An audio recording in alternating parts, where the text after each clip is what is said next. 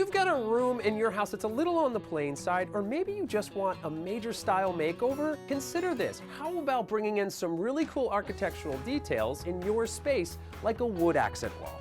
A wood accent wall is a great way to add a dramatic effect to any room without dramatically affecting your budget. I built this wall in a bedroom to recreate the look of a vintage barnwood wall. It was an older farmhouse, so style-wise, this fit perfectly with the rest of the home.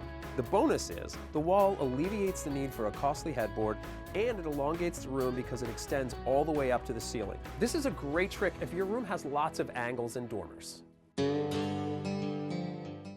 So here's what you're gonna need to build your wood accent wall. First, your softwood lumber of choice. A tape measure, miter saw or circular saw, sandpaper, orbital sander, hand plane, construction adhesive, nail gun, and a compressor.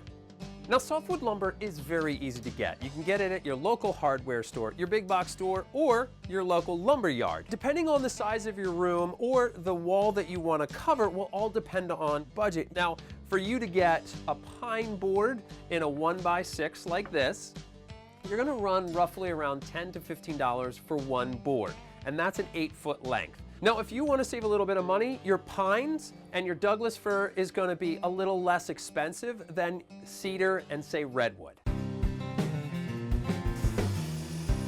So once you've got your boards all cut, now it's time to actually prep them. And you can hand sand them, you can use a hand plane, or you can get out and use an orbital sander.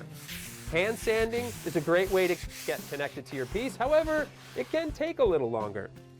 Orbital sander makes really quick work of this project, but can sometimes get machine marks on there that are not desirable, especially if you're going to clear coat.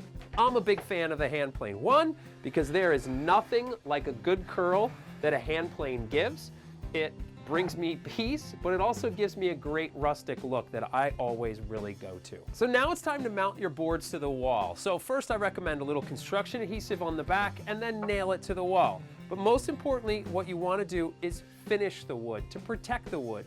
Now I recommend a clear coat or poly right up on top of it to really celebrate that beautiful wood. So now it's your turn. We want to see your pictures, so give it a go. And when you do, post those pictures on Wood Naturally's Facebook page and tag us on Instagram at #WoodNaturally, #SoftWood.